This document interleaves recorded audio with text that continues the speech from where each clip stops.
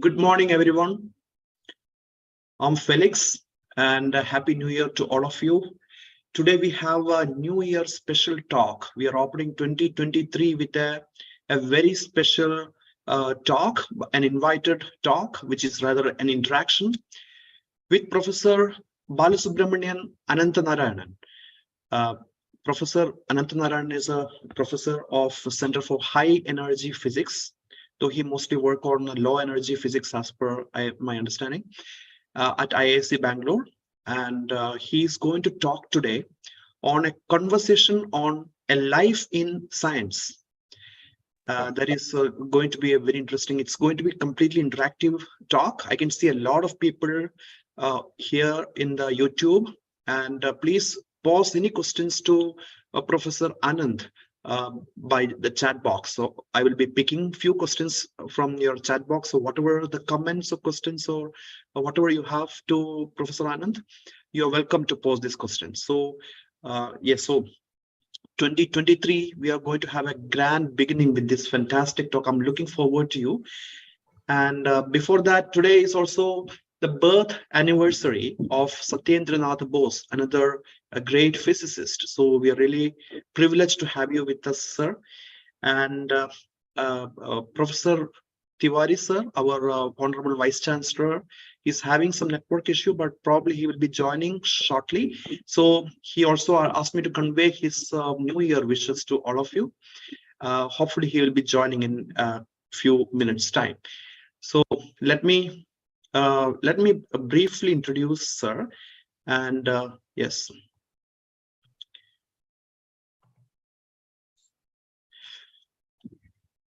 So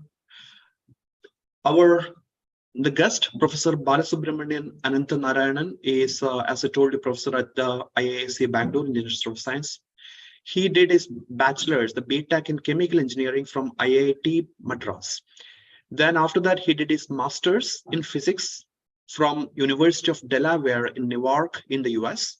Subsequently, he completed his PhD in physics from the same university, University of Delaware. He had also been affiliated with the University of Lausanne in Switzerland, and also Bern, University of Bern in Switzerland. His current research interest as per his curriculum vitae is low energy physics at high precision, and also beyond the standard model of physics at the collider. So he's also involved with this international, the particle accelerator or the collider, a field which is quite new to me. So I'm really looking forward to your interaction, sir. It's the title is A Conversation on a Life in Science. Over to you. Thank you very much. Let me begin by wishing all of you a happy new year, and I would like to thank Dr. Felix Bast and the Vice Chancellor, Professor Raghavendra. Tripathi. I'm sorry, I didn't get his name. Tiwari, sir. Professor Raghavendra Tiwari for this kind invitation. I'm sorry, I just got mixed up with some names here. I would also like to say that we are at a very special time in history where we have this new world, which is this digital connection that most of us have been experiencing for some years, and which has also been sharpened during this pandemic period.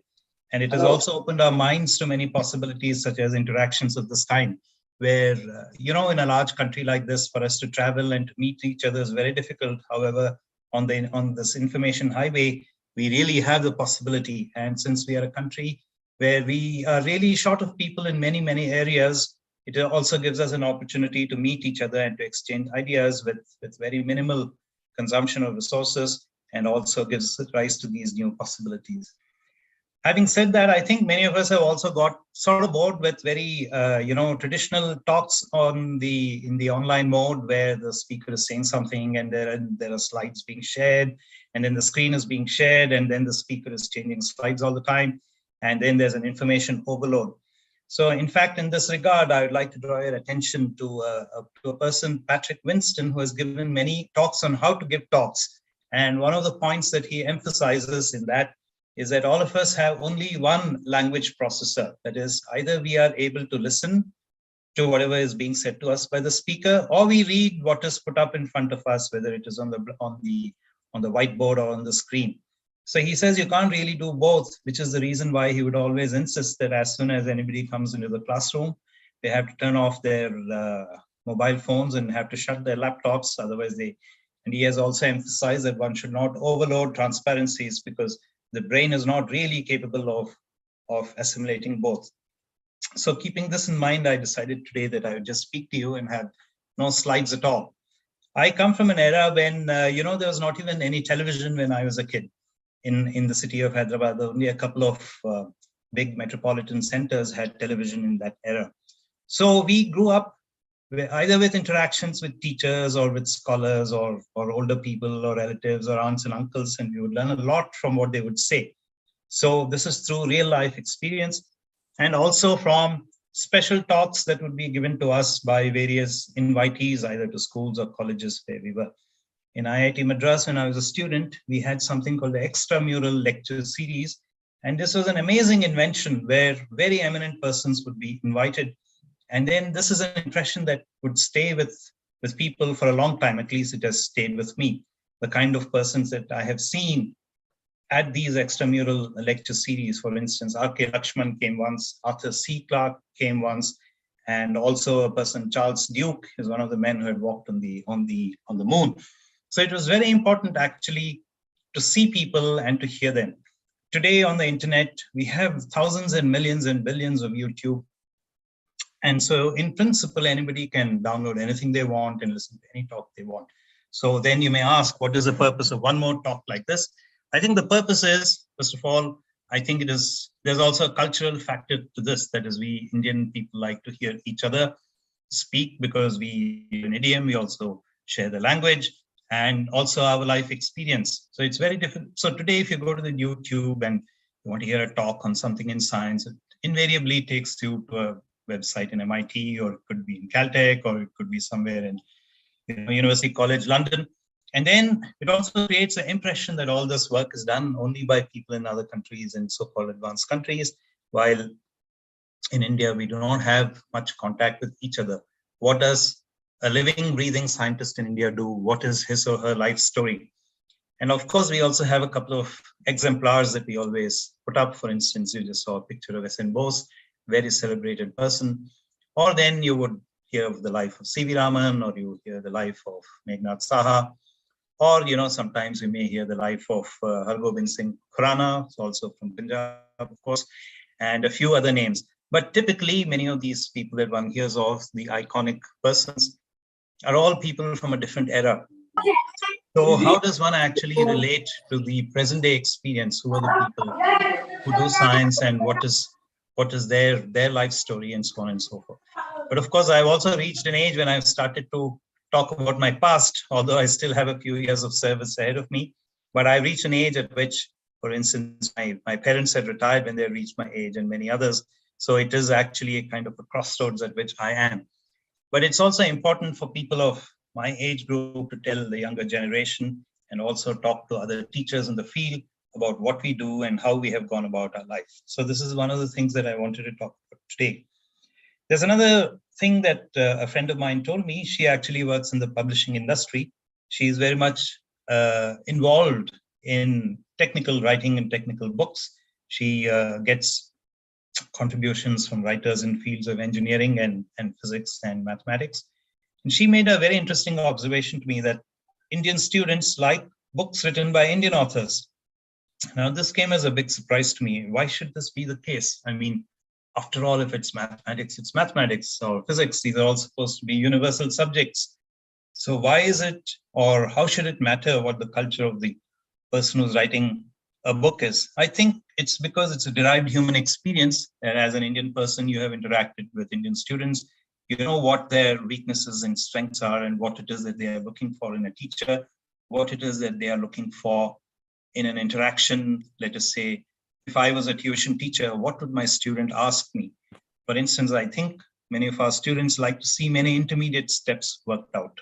This is one of the things I think is very, very common among our students, that they would like to see many, many things explained and so on. If something is really left as a challenge to them, then often they are unable to really cross that because of the training issues that a lot of our education happens to be, like rote memorization and all. There's value to that also. I'm not saying that it's wrong. And what I'm trying to say is that people learn differently in different cultures, and also whether people learn directly from their teachers or they learn from their peer group. Now, I think with advances in technology, I think even the interpersonal interactions have actually become much less than in the past. It was very common in my era for 3 or 4 students to meet on a Saturday at the house of one of the parents of one of us, and then we would try to sit together and try to solve problems together. Now I don't see people doing any of these things. So the era also changes, and there's a value to the way in which education and knowledge was transmitted, was also honed and distributed in the past, is different from the way it is now, when most of us are living on internet resources and things of the sort. So interactions of this kind, where someone like me talks to present day teachers, many of who are much younger than myself, and also the students, is to have this human interaction that at the end of the points that I would be making the next 15 or 20 minutes, that each of you has an opportunity to ask me or to criticize what I said, or to say that this was not complete or that was not correct. And also I would learn from you that many of the things that I said is probably not accurate, so that there is a feedback mechanism of this kind. So when I say a life in science, I do not think at any stage that my story is very unusual. There are many, many professionals of my type across the length and breadth of this country, in all the institutions and the universities, who have chosen to have a life in teaching and in research. There are a lot of circumstances which are not in the control of any individual that allows them somehow to benefit from the opportunities and also to face the challenges. So since I have been in the Indian Institute of Science for over 25 years, I have come across a large number of students, and I find that many of them are very committed. Many of them finish their PhDs, many of them seek employment overseas and are scattered all over the world. So the kind of work that goes on in India today and the training that we impart to our students is definitely of international standard. So I come from a family where, of course, education was emphasized, because kind of economic background that my parents came from, which was solid middle class upbringing. Education was always a route to a stable career and to finding jobs and have a secure future. So it went without saying that both for my sister and myself, we had to be good at studies, that there was no option. Which again brings me to an important point about what is education and what we learn at schools.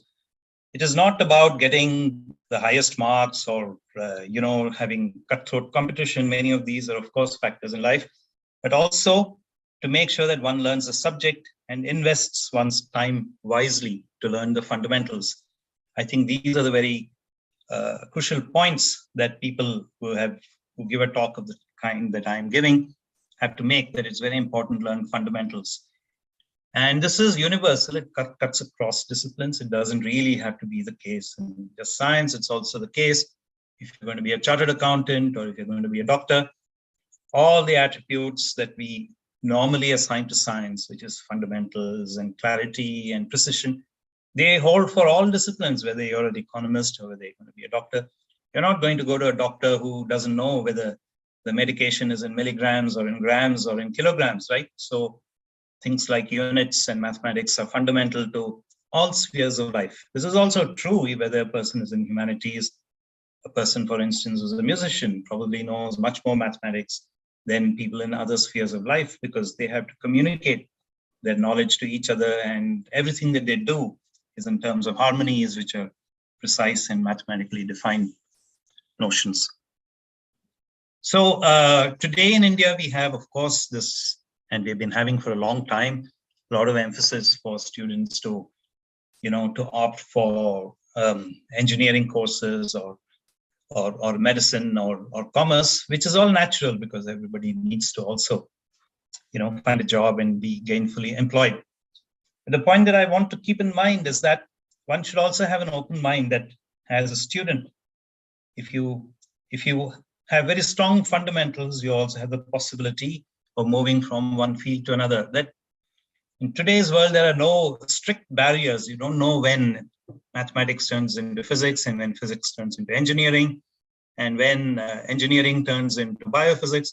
These are all interrelated. In fact, the era of super specialization, which came into being, let's say in the 60s or 70s, where people in two neighboring offices wouldn't know what one person is doing in the other office, etc. It's now given way to a new world, which is where the buzzword is multidisciplinarity or interdisciplinarity. So you will find across the world that there are many, many places where there are programs on interdisciplinary studies. At our own institute, we had a division of interdisciplinary sciences. And one of our former directors, when he became the director, he said that, I'm going to encourage investigators to submit proposals to me from two different divisions. For instance, if you have two investigators, one from the Division of Mathematical Sciences and one from the Division of Chemical Sciences, together you make a proposal and submit it to me. I'll make sure that it's funded. So this was the way in which the then director thought that he could, tear down the walls that separate disciplines. So in my own research, for instance, I find that we need to know many, many things. We have to be very versatile. We need to be able to use computers. We need to be able to use symbolic computation. We have to be able to use numerical methods. We also need to know some branches of mathematics, for instance, of number theory and algebraic geometry. Those are kinds of objects that I come across in my research, which are named after Richard Feynman. Feynman integrals are very complicated integrals that one needs to evaluate. And then they have very nice mathematical properties before you do the actual integration. The object that you're going to integrate over has very nice mathematical properties. But very nice mathematical properties, if you're a mathematician, if you're a physicist, it is much less nicer because it's technically very challenging. So then you have to learn many, many different disciplines in order to be able to attack these problems. So my own, Dr. Felix just asked me to share my experiences of life in science. Shall I say that it really was a bit of an accident? As I said, in my childhood and adolescence and so on, we simply had to study. We had to take exams. We had to pass competitive exams. We had to go for an education. I was fortunate enough to gain an admission into IIT Madras. As such, interest in any subject is born only when there is sufficient exposure. There's also the issue of talent and aptitude, which are attributes that most human beings have. It also depends on a given environment, whether it can actually bring out the best in somebody or can also kill the interest in somebody. So there are a whole lot of factors which are not in the control of any individual, and one just has to hope for the best. What I can say is that to learn many of these topics, there is a degree of commitment that is needed, long hours of concentration, and it takes time to understand many of these things. Of course, when one talks about talent and aptitude, there are wide fluctuations. Some people are late bloomers, others are very brilliant in early childhood, and then some may have a lot of creativity, others may have less so. It also depends on where you find yourself. If you have resources, you have availability, let's say, of computers that you can tinker around, and then you improve your abilities in that area. There are also other factors such as the availability of good teachers who will inspire you, or good mentors who can set an example. Or it could be a stray talk that you heard and you say, that's what I've been thinking about. Or you just find some magazine lying around which has an article which interests you. So I'm again beginning to sound like an old fogey, which probably I am. When I was a kid in the city of Hyderabad, we used to have a few reading rooms and libraries which were meant for use of everybody, of common people. So there would be newspapers in a large room, 3 or 4 newspapers, and then you take them out. And then the person before you finishes reading one, then he gives it to you, then you have a look. and so on. So this kind of shared facilities, it doesn't mean that you have to be a very rich person, even an organization where there are social resources available.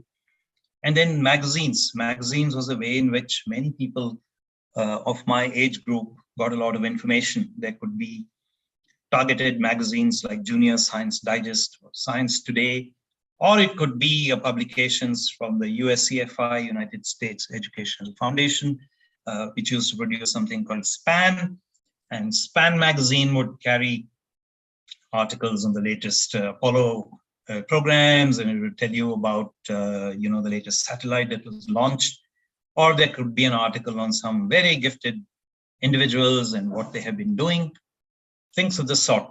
So in this journey in science, it's a lot of circumstances of this kind. So the particular branch of engineering in which I was, which was chemical engineering, and I also was in the last 5-year batch at IIT Madras, which was very nice because it meant that the first 2 years were common to all branches, and there were many courses in mathematics and physics, which was no longer available for those who joined the year after I did, because then only 1 year was common, and immediately after that you go to branch. So these large number of basic courses, I think, made a big difference for me. Got a very wide background in mathematics and chemistry and basic engineering disciplines. So then I somehow felt that I didn't have any aptitude in engineering during my stay in IT. It could have been the effect of all the competition. Anyway, I told myself that, look, I want to do something else. And I had the opportunity first to spend a few months in the Institute of Mathematical Sciences in Madras, now Chennai, then Madras, in the PhD program, and then I went to the US. Then I had, again, a good coursework for a couple of years, which I think was very, very important. I noticed that today young people just think that all courses are a waste of time. They just want to get into research immediately and start publishing papers. It doesn't quite work that way. You may have beginner's luck and then you may write 1 or 2 papers, but then later it doesn't really work. You really need to know all the fundamentals. One should not think of courses as a waste of time. It really lays the foundation for your future. This is also true for teachers also. There has to be a good, healthy feedback mechanism between teachers who are offering courses and the students who are taking the courses. It should be mutually rewarding. And for teachers, if they have to teach courses where students are totally uninterested, it's really a problem because they can't keep up their interest either. And there's also the need to continuously reinvent yourself, not just use the same old set of notes that one has been using for 5 years or 10 years. I myself do that, but I still say that one should try to reinvent oneself in teaching methods as much as possible. So in the US, at the time when I was a student, University of Delaware, it's also the alma mater of Joseph Biden, as it happens. I worked with Professor Kaiser Shafi, who's a well-known expert in the field of particle physics, himself a student of Abdus Salam. In fact, I spoke to him yesterday after many, many months. It was a very nice meeting. So the topics that we were looking at were what we call grand unified theories and supersymmetric theories, very active branch of study at that time. It's still quite active. It's an extension of what we call the standard model, which is the theory of strong interactions and electromagnetic interactions and the weak interactions. It's an incomplete picture. So what we try to do in this particular field of so-called beyond the standard model physics is to ask what is the complete framework in which all the forces of nature can be understood? What are the methods? What are the techniques used to make these theories predictive, to make them interesting, to see how they can be tested in the laboratory, also to study their mathematical properties and things of the sort. So after that, I was back in India in physical research laboratory for a couple of years, and then I was at the University of Lausanne, where I was a postdoc. So the field that I have continued to work on is the field of elementary particle physics. And we continuously bring in new methods, whether it's mathematics, mathematical methods in order to understand the properties of objects that we compute in the field of quantum field theory, such as what we call scattering amplitudes or form factors, so that Many of you may have read about in the newspapers. There have been stories of this particular quantity which is being measured at very high precision at the Fermi lab in the US. It's called the anomalous magnetic moment of the muon. The muon is a heavy cousin of the electron. It's like an electron in all respects, except that it's about 200 times heavier. And because it's so heavy, it actually eventually decays into an electron and two other particles invisibly, which are called neutrinos.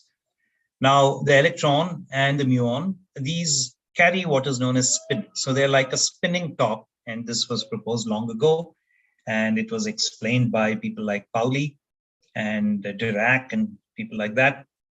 It's a spinning particle. So if you take a spinning particle, it's like a little magnet that is spinning. And if you immerse it in a magnetic field, it'll precess in that magnetic field. So the speed at which it precesses actually is a property that is being measured at high precision, and that's called the magnetic moment.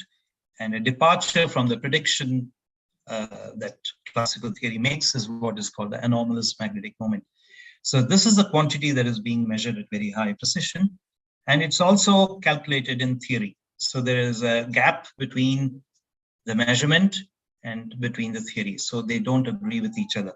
So if they don't agree with each other, then something must be wrong. So that is where we say that there have to be interactions from beyond the standard model, which accounts for this discrepancy between the measured value and the theoretically predicted value. So some of the work that I have been doing in the last couple of years has been to look at what precisely are the predictions for this quantity in theory.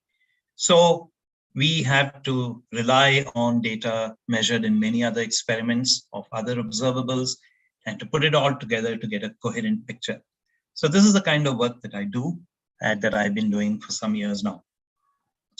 On the other hand, the other field of research that I've been doing is this, what I mentioned earlier, which are called Feynman integrals, and to study their properties from the mathematical point of view at very high precision. So this is the sort of thing that I wanted to talk to you about. There's one more small topic that I want to talk about for a few minutes before I think we can take questions. How am I doing for time, Dr. Bas? It's fine, sir. Go ahead. No. So I can talk for another 5 or 10 minutes, and then go ahead. Okay. The other topic that I want to emphasize here, because this is a rare opportunity for me to be able to speak to a very general audience, including teachers as well as students, is the need for communication. I think one of the weaknesses that we have in our Indian system is many of us are not very good at communicating. We are good at communicating informally, but I'm talking about communication at the scientific level. So this is also very important for us to be able to convey and to communicate to students and also improve ourselves. Mainly, this has to do in a couple of different directions. One has to do with scientific writing itself, the way in which we write papers and so on. Now it is all. So if you do very good work and you're not able to convey it properly, it's actually a sort of a waste. So this is a very important thing. I'm not talking about going overboard in the other direction where you make exaggerated claims of the importance of what you've done and then you embellish whatever little results you have and embellish and make it sound like it's much more than what it is. So it's also very important to be faithful and accurate to what you have done. And this requires many aspects, which is also training, and also very important to have good communication skills in English. Whether we like it or not, today English is the world language. It doesn't matter whether you're a Norwegian or a Finn or whether you're an Egyptian or an Indian. All scientific communication today is done in English. Even the French, who like to resist the advance of English, today are forced to deal with having to write in English. The French people, if they write papers in French, obviously nobody else in the world is going to read them. So they also are pretty much, they have come to terms with this particular reality. And it's very important for us to be able to write correct, proper English, write short sentences. We also have the habit of using very long and flowery sentences. And at the end of the sentence, which is practically a paragraph, nobody even knows what is the starting point and the ending point. So it's very important to train ourselves and to impart this kind of training to others, to be able to explain in succinct, short sentences what it is that we are trying to say. We cannot use excuses like this is not our native language and therefore, we deserve some kind of understanding and, consideration for this. No, it doesn't work like that. And we also have to make sure that everything that we say is reproducible, that we can support every single claim that we make, whether it is in terms of tables of data or justification in terms of, some previously established fact. All these things have to be done properly. It's also very important in our writing, as in all our scientific work, to very high standards of ethics. So we, of course, have the habit of, as in Kannada, we would say, swalpa adjustumadi. We don't do that in scientific life and scientific work. We have to have utmost integrity. It is far better to say, I don't know, rather than to try to hazard what a cause of something could be.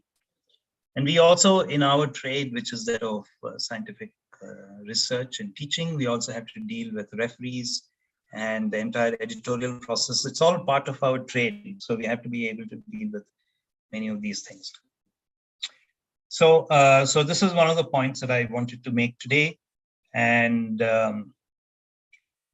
so in terms of this conversation about a journey in science or a life in science, what I can say is that it is in a sense extremely rewarding because we have a lot of time to do what we want, to rediscover things. And I must also say that I was fortunate that when I was looking for a job, there were still many positions of the type that I have which were available, where one has intellectual freedom, and on the other hand, probably the material rewards were less. But today, I think the whole scenario has changed, where research and teaching have become much more of a business. Every single institution, and I'm sure your Vice Chancellor is also aware of this, that there are metrics and then there are milestones that every single researcher is supposed to meet. Every single department is supposed to produce all kinds of documents where, they have tables and charts and pie charts and histograms. Then there are large tables of amount of grants and money that a person has got. And then there are headings such as deliverables and then, things of this sort. So sadly, this is the world in which we live, where every funding agency today no longer has time for things like supporting intellectual work, but everything is viewed in terms of what comes in and what comes out. I/O. So that is the only thing that seems to count. That is the unfortunate world in which we are living in, and everyone still has to deal with it. But still, there is no substitute to actually sitting down and thinking and finding spare time. And lastly, I also want to emphasize the importance of collaboration. So worldwide, most of the stories we hear are very romantic stories of whether it is about Raman or whether we hear about Taha. That these were great individual geniuses who made discoveries. Well, they did, but they lived 100 years ago. In today's world, science and all branches of human activity are very widely collaborative. One has to learn to work with others. One has to deal with each other's strengths and weaknesses. Build teams. This is also true amongst, of course, there are always ego issues. There are also always issues of personalities. There are also this and that issue. These are all things that we have to deal with. So I think the world is also changing rapidly. But I think in the final analysis, one has to enjoy what one is doing. One must have confidence in what one is doing. And we can also simply say that we are as good as anybody in the world.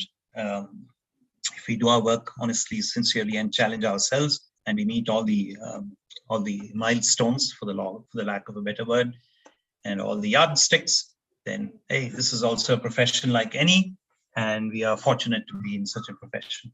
So let me stop here and see if there are any questions and any specific issues that some of you, all of you would like me to address or react to, or if there's an inconvenient question, I will deflect it to one of you and see if you can answer it better than me.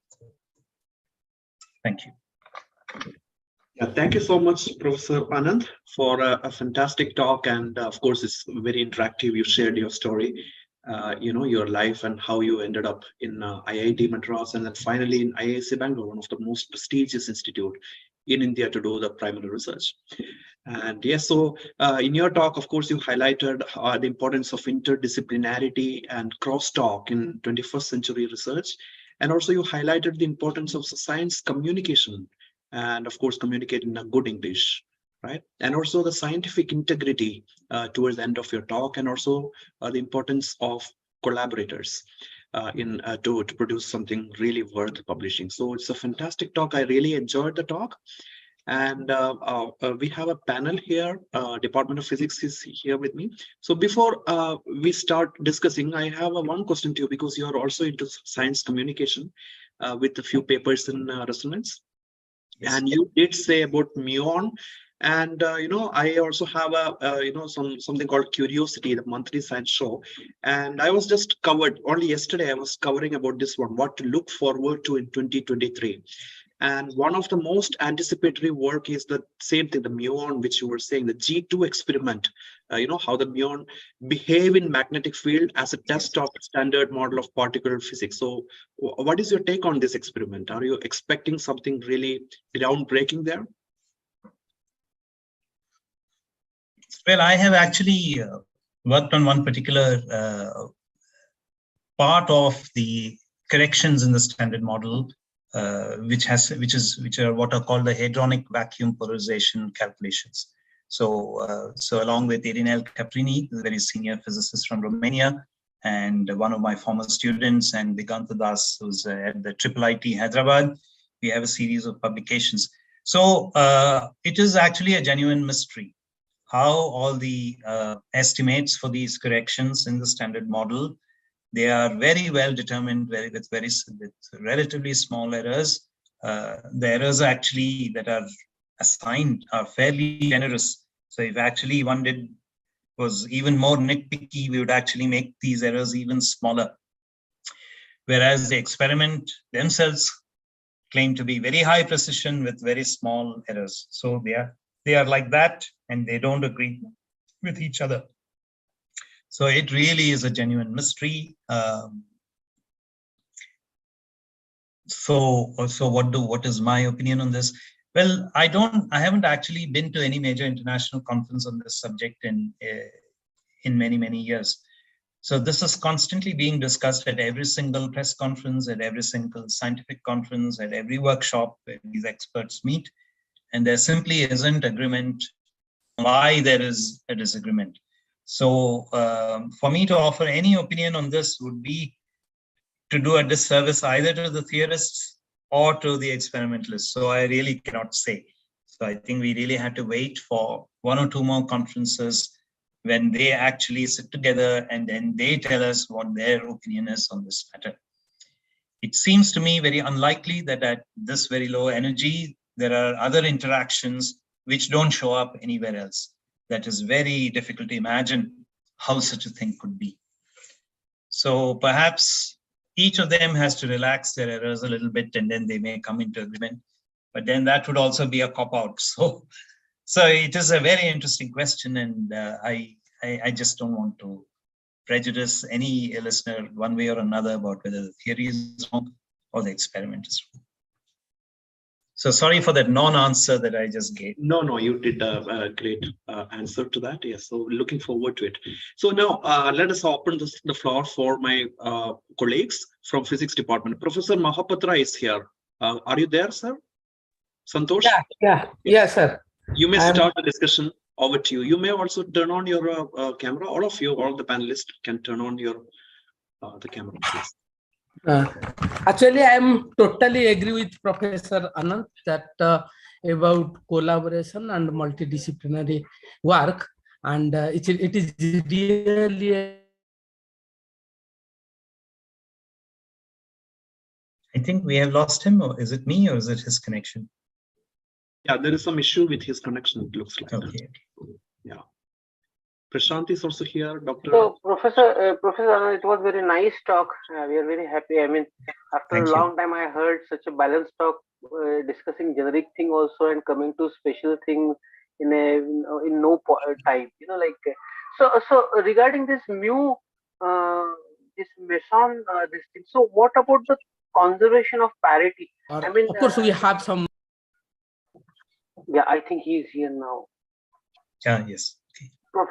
Yeah. Professor Mahapatra, are you here? Yeah. Yes. Yeah. Yes. Am I audible? Yeah. It was lost in between. The connection was lost. Yeah.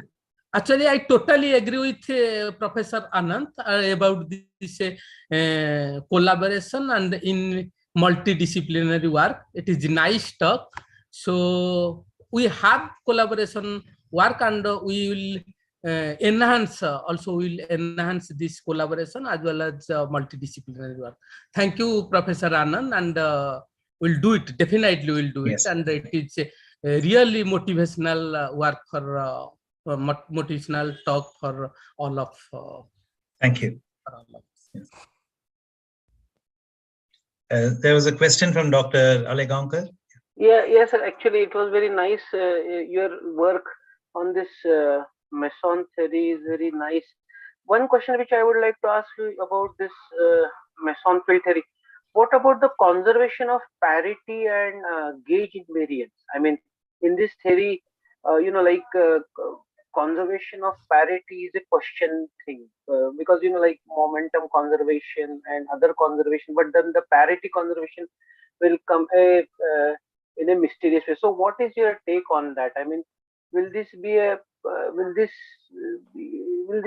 that be a key for this puzzle? Okay, so parity violation is a property of the weak interactions already established about 60 years ago.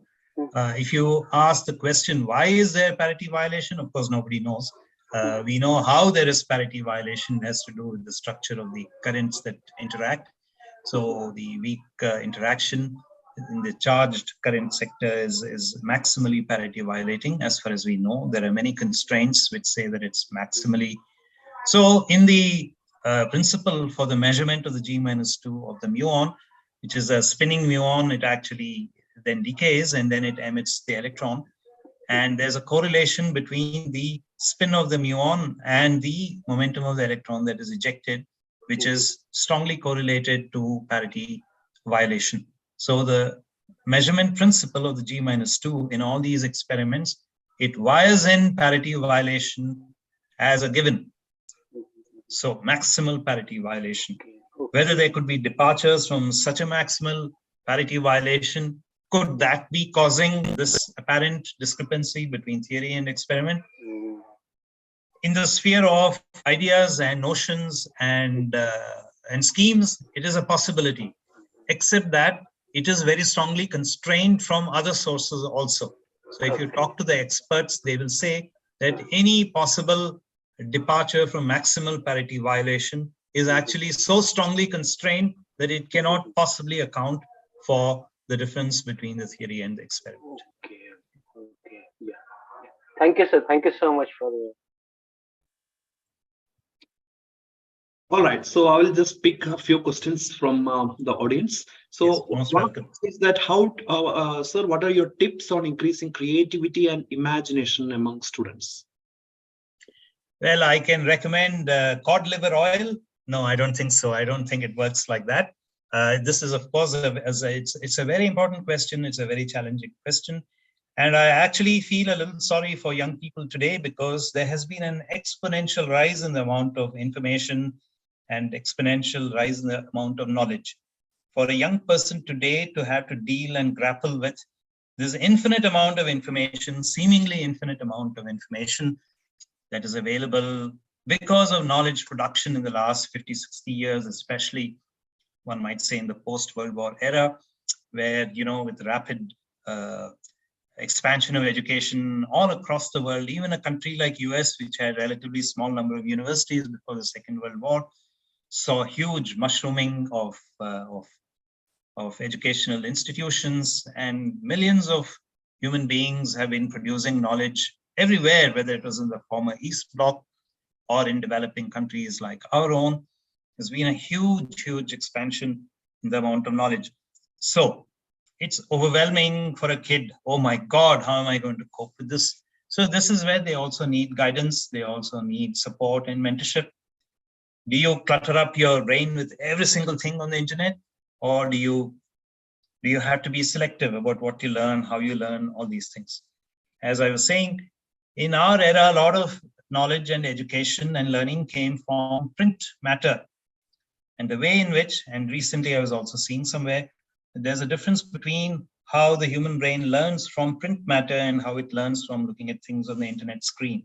Whether you scroll pages up and down, or whether you have a book, you open a page here and, hey, on page 13, I saw this, on page 37, it says something else, then you flip the page back and forth. There's also a merit to having this kind of print matter and how you learn. Of course, one might say that, look, for a kid who sits in a small town today, where there was no library, today he or she has access to information. Yes. So each of these things is a double-edged sword. Availability of information and having too much information. So what is meant by creativity over here? It requires a lot of nurturing. It requires guidance. And so you have to seek help. You have to ask your teachers to help you. And I can only give one or two examples in this regard. So, for instance, mathematics is a field in which it is easier to give examples than, say, physics or biology. Biology especially is a highly information-based discipline. Requires a lot of laboratory resources. It requires, bench time. It requires being a member of somebody's group, and so on. But mathematics is something that, in a sense, a person can do it by himself or herself. So there's a story on Quanta magazine, which is an excellent website, by the way, for all of sciences, mainly physics, mathematics, computer science. Quanta magazine, strongly recommend. There's a very interesting story about a 17-year-old boy who found property of certain numbers, which are called Carmichael numbers. They are very similar to prime numbers, but they are not primes. Everybody here knows what a prime is. A prime is a whole number that has no factors except for itself in unity. So these Carmichael numbers, named after mathematician Carmichael's, behave very much like primes, but not a whole lot was known about them. The 17-year-old boy, he recently found some very important result, which is a problem that is open among mathematicians in mathematics literature for 50, 60 years. But of course, he also had a very special background. Each of his parents was a mathematician, and they had an environment and atmosphere for mathematics. Okay. So that's one example. Creativity, on the other hand, could be in the sphere of music, for instance, traditional music, folk music. It doesn't necessarily have to be only in sciences, right? Creativity can be of many types. For instance, you could design a small experiment to teach some principle using some tabletop laboratory devices. For instance, I was in Hyderabad, my hometown, last month, and there's a street called Tilak Road near Abids. It's an important area where there used to be many scientific equipment stores when I was a kid. So I was curious, let me see if those stores are still there. And I went there, and most of them had turned into surgical supplies stores. But each of them would have a small department where they still would have a microscope. They would have a little telescope, a prism, and some lenses, and so on. So if you want to enhance creativity among children, you have to provide them resources. Nobody can become creative without resources. The resources that parents or schools or teachers have to provide could be paper, it could be pencils, it could be colored pencils, it could be paints, and say, hey, do whatever you like. I'm not going to give you any boundaries. Or you throw two microscopes.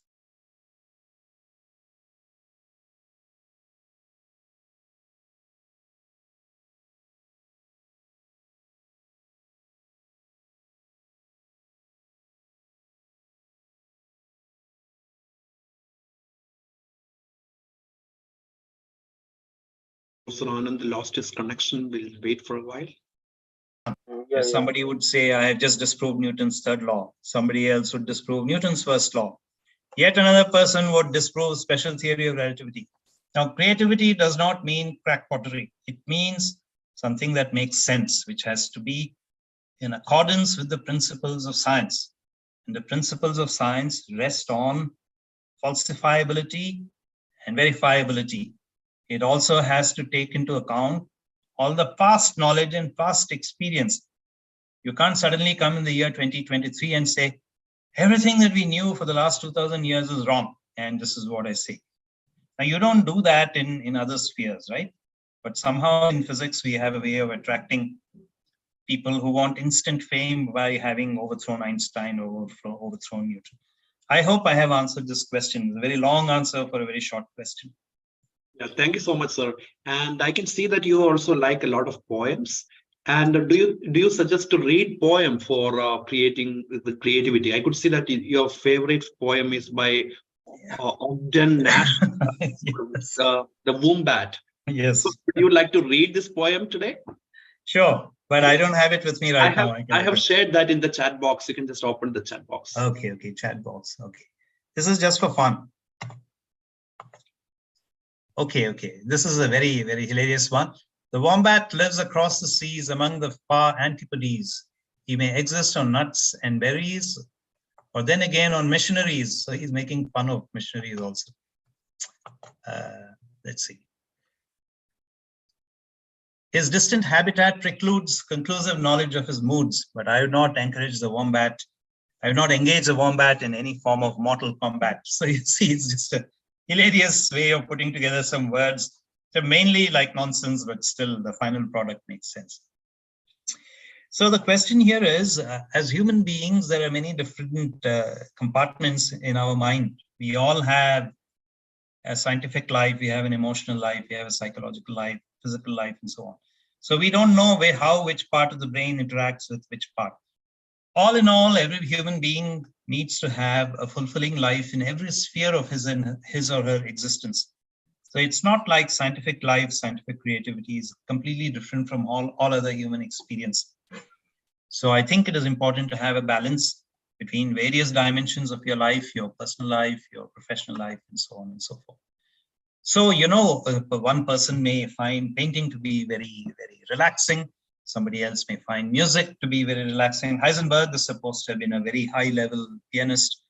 It also has to do with a particular society and a particular culture at a particular time. So Heisenberg, as you know, is a figure was born probably in the late 1800s. So he came from a family which was extremely competitive. His parents, if I remember right, used to have special teachers for all subjects. They wanted to make sure that their sons would be very highly accomplished, kind of like what today we call helicopter parents. So it was already like that. Even before the helicopters were invented, helicopter parents had been invented. And many people that you know of and hear of actually were probably products of the drive of their parents. I don't necessarily recommend this, but this is for every individual to decide, and it's between them and their children what to do, how to enhance all these things. So that's Thank you so much. And Dr. Jitendra Patnaik has raised your hand. Are you there? Dr. Jitendra, would you like to ask him some question? Yes. You're muted. You please unmute. Yeah. Good morning, everyone, and happy New Year to all the participants. Professor Anand, it was very nice, wonderful talk actually. Nowadays, during webinar and other thing, we really saw a lot of data, a lot of this PPT and other thing, and your talk was really wonderful. The way you put your thought and you explained about your achievements. Actually, I am basically from geology background, and I do use some cosmogenic radionuclides for my study. And during that time, actually, we use this muon interaction and the surface of the Earth. So when I was listening your talk, that time we use different kind of model to see what will be the muonic interaction in the surface of the Earth. Exactly, I don't know how they have come up with that kind of model that the muonic flux on the surface of Earth, it really varies from the topography and from the location to location when you move from one latitude to another latitude. So my question was like, when we observe, one is the direct experiment, we can go to a particular place and we can actually see what is the Munich flux in that particular location, whether we can take the cross-sectional area and then we can find out what will be the Munich interaction. But when in the atmosphere, in that model also we use some atmospheric pressure we take into account, so that the production of the muon that also we can estimate. But I want to know exactly like how we can actually define for when you are taking a particular model, whether we can generalize for throughout the latitude, or you have any think over that, like when you are using any such kind of model to monitor this Munich flux or Munich production, how good it will be in terms of in realistic way? Oh, I cannot really say. I mean, this is it's a very technical subject. So I think the cosmic ray people are the ones who would be able to tell you. All I know is that there's a book by Thomas Geiser on cosmic rays, and he was also a professor at University of Delaware. So I used to know him when he was there. He has a book which he wrote about 10 or 15 years ago, where I know that he was one of the people who was involved in the atmospheric neutrino signal issues and those measurements. So presumably in his book, he has discussed some of these topics, but I cannot hazard any guess about this, because there's also, of course, the Earth's magnetic field, and also, the various diurnal variations because of the day night, and also the seasons and so on. All these must be playing a role somehow, and solar activity at a given time. It would be impossible a priori to guess which one of these is the important effect and which is subleading. So it must be very complicated. Monte Carlo's people who simulate all these effects must be an entire field in itself. So I'm sorry, I don't know. Are you from PRL? Is that where you did your PhD also? No, I did. I have collaboration with PRL people, but I did my work in nuclear science. Inter-University Accelerator Center, New Delhi. I see. Okay. It's a very important question. So it's a research topic for you. So. Okay, sir. Thank you so much, sir. Thank you. It was really nice talk, sir. Thank you. Yeah. All right, two more questions I'll pick up from the audience. One is about the publish-perish mindset. You have rightly highlighted the metrics. And what is your take on papers not being mandatory for PhD? This is a topic that, as you know, on Facebook from time to time people mention. I don't know. I don't think any of these considerations are actually driven by science. It has to do with local university type politics about whether you want somebody to be promoted or not promoted, as the case may be.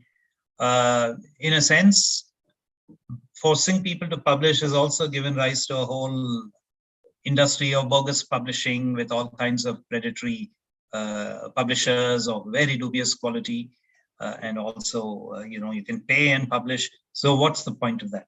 But to merely mandate that we don't need any publication.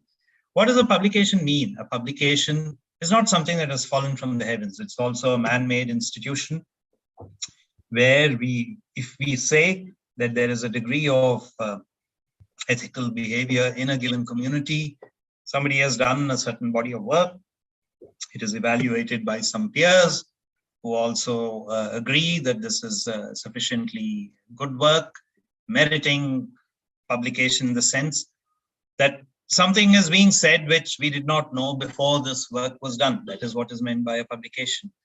So have we advanced the cause of human knowledge or not, which is what we are supposed to be doing? Knowledge production is the thing. So publication is a window for validating knowledge production.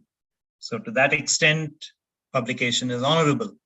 But on the other hand, if it is predatory and there are gift authorships and so on, it is turned into a racket just like everything else. So it is a reflection of society itself. Publication and science cannot be independent of the parameters of society in which these activities are taking place. So if you say, which is very common in our country to say, oh, there's corruption, oh yeah, the RTC is corrupt, the city is corrupt, then how can it be that universities and education is not corrupt? Maybe a little less so. I mean, no subsystem can be out of thermal equilibrium. This is known even in thermodynamics. So one has to think about all these things in that kind of a framework. And everything ultimately has to be evaluated on a case-by-case basis. And then suitable conclusions should be drawn. It was a two-part question or a one-part question? That's a one part, yes, that's fine. All right, so now coming to the final one, you have highlighted the importance of publishing in regional language, and would you recommend we should start teaching our students in Indian languages? And academies in India should publish journals in regional languages. They may consider. What is your take on this? I think you have said something about French style, the French published that. And I can relate to myself. I did my PhD in Japan, and the Nature and Science do have their own Japanese version in Japan. Yeah. Over to you, sir. See, it is very easy to talk about all these issues in the abstract, but in a country which is very resource strapped, how do you do it? I mean, yesterday somebody was arguing about the merits of what Arundhati Roy has written. Now, Arundhati Roy, according to one of them, has done outstanding writing. Another person said, oh, but she writes in English and her reach is only 5% of the population. Then, if evidently what she has written is so good, then it should be translated, first of all, into Hindi, which is spoken by 50%. But somebody has to do it. So who is going to do all this? Nobody is going to do it. Nobody is going to do any of these things for free. Now, when I was evaluated on basis of my publications in international referee journals, Physical Review, Nuclear Physics, Journal of High Energy Physics, or Journal of Mathematical Physics. Now, if I publish in some, Indian language journal, my own institute will be the first to say, oh, this guy couldn't publish anywhere else, and therefore we're going to strike it off this list of publications. So it's all very easy to to give a speech saying, yeah, this should be done, that should be done. But what is the need? Now, everybody in India who wants to have a career of some sort in any sphere of the economy has to have English language proficiency. Without that, you will not get a job in Indigo Airline, you will not get a job in State Bank, you will not get a job anywhere. How can science be any different when all the journals you download and articles you read are in English? And if I write in Telugu or in Tamil, who is going to read my paper? Tomorrow, what impact will it have? So in my opinion, these are all projects when society, many of its problems are solved, these things will take care of themselves. So in my opinion, we cannot talk about all these things now because we are still at a stage where we are still struggling. We are struggling at a time when science itself is not receiving enough support from government and many other places. And so we have to shore it up, and then we have to do high quality work to make sure that, our enterprise survives another 20 years, 50 years, 100 years, for the future. I don't know if I answered your question, but. Yes, thank you so much, sir, for the last 1 hour of interaction. It is really productive, and I think it's a fantastic start for the 2023 with inspirational shots from you. And I really appreciate your time. Thank you very much for having me. Yes, thank you so much, sir, from bottom of our heart. The CUP, Central University of Punjab, is really happy to have you with us to start our new year together. Thank you so much, sir. Thank you so much. Thank you. Thank you. Have a nice Bye-bye. day. Have a great year ahead. Thank you. Bye-bye. Bye.